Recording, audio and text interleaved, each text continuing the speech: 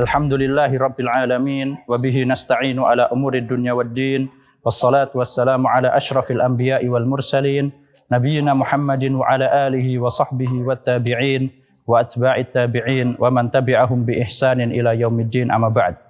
Kaum muslimin yang dirahmati Allah Azza wa Jalla, sesungguhnya puasa memiliki hubungan yang erat dengan asyabab atau para pemuda. Dalam sebuah hadis Rasulullah sallallahu alaihi wasallam pernah bersabda, "Ya ma'syarasy syabab, man istata'a minkumul ba'ah falyatazawwaj." Wahai para pemuda, barang siapa di antara kalian yang telah mampu al-ba'ah, ya, yaitu mampu dari segi finansial dan mampu dari segi biologis, falyatazawwaj, maka menikahlah. Fa innahu aghaddu lil basar, karena sesungguhnya menikah itu lebih bisa menundukkan pandangan, wa ahsan lil farj, dan juga lebih menjaga kemaluan. Wa man lam yastati' fa alaihi bis-shaum, dan barang siapa yang dia belum mampu untuk menikah, maka hendaknya dia melakukan puasa, fa innahu lahu wija, karena puasa dapat menjadi perisai bagi dia. Hadis ini riwayat Imam Bukhari dan Muslim. Hadis sahih riwayat Imam Bukhari dan Muslim. Yang dimaksud bahwasanya puasa dapat menjadi tameng bagi para pemuda, yaitu dia bisa menjadi tameng di dunia dari melakukan maksiat, ya. Karena seseorang yang berpuasa, dia tidak makan atau dia menahan makannya, dia menahan minumnya, karena sebagaimana kita ketahui yang namanya syahwat ini timbul dikarenakan banyaknya atau berlebihannya seorang mengkonsumsi makanan atau minuman, ya. Jadi syahwat atau keinginan untuk bermaksiat ini biasanya lebih mudah timbul ketika orang dalam keadaan kenyang, ya. Berbeda dengan orang yang mungkin dia lapar, kemudian dia lemas dan sebagainya, maka untuk kepikiran saja nggak sampai mereka, ya. Jadi untuk memikirkan untuk melakukan maksiat saja mereka nggak sampai. Karena apa? Karena lemahnya mereka, ya. Jadi ini yang dimaksud dengan perisai di dunia, yaitu perisai dari maksiat. Adapun perisai di akhirat, maka dia akan menjaganya dari api neraka.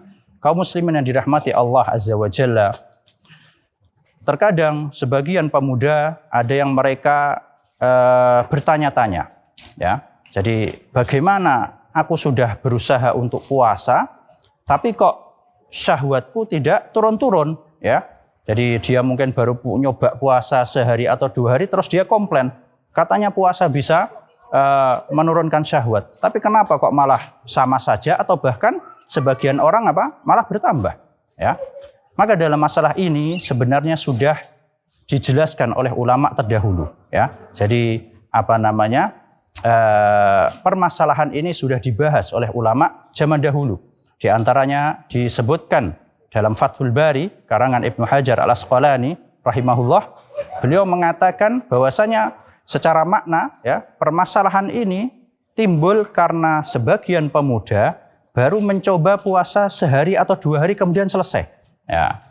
Kemudian beliau timpali puasa yang bermanfaat, puasa yang akan dirasakan manfaatnya adalah as-shaum al-mutakarrir, ya, puasa yang dilakukan terus-menerus, ya. Jadi jangan putus asa. Bagi para pemuda yang mungkin dia mendapati fenomena seperti ini, jangan putus asa. Cobalah terus untuk berpuasa, ya. Insya Allah dengan seringnya, rutinnya dia, terutama di hari-hari yang memang dianjurkan untuk berpuasa, dia akan dapatkan hasilnya yang positif. Kemudian poin selanjutnya adalah, sebagaimana kita ketahui bahwasannya tadi kita sebutkan yang namanya syahwat atau keinginan untuk melakukan maksiat, ya. Ini timbul karena kekenyangan, ya. Nah, kalau kita perhatikan sebagian pemuda atau bahkan mungkin selain mereka, ini ketika mereka sahur dan lain sebagainya, mereka kekenyangan, ya.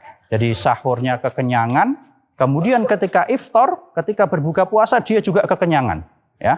Maka ini semua dikhawatirkan dapat menghilangkan dari maksud puasa itu sendiri. Yang mana maksud dari puasa adalah agar kita merasakan lapar dan haus, ya, agar kita bisa lebih peduli dengan saudara yang kurang mampu, ya, agar kita bisa menekan syahwat kita. namun dia malah apa? Sahur dan berbukanya berlebih-lebihan, ya. Tentu hal ini merupakan hal yang kurang tepat, ya. Sehingga seseorang hendaknya tidak berlebih-lebihan ketika dia sahur maupun berbuka, ya. Sebagaimana dalam sebuah hadis disebutkan, ni'mas sahuril mu'min at-tamr, ya. Sebaik-baik sahurnya orang yang beriman, seorang mukmin adalah kurma, ya. Jadi tidak melakukan hal-hal yang berlebih-lebihan. Demikianlah kaum muslimin yang dirahmati Allah Azza wa Jalla. Kita memohon kepada Allah Azza wa Jalla agar bisa mendapatkan manfaat yang positif dari puasa yang kita lakukan. Wassallallahu ala nabiyyina Muhammad wa ala alihi wa sahbihi wasallam.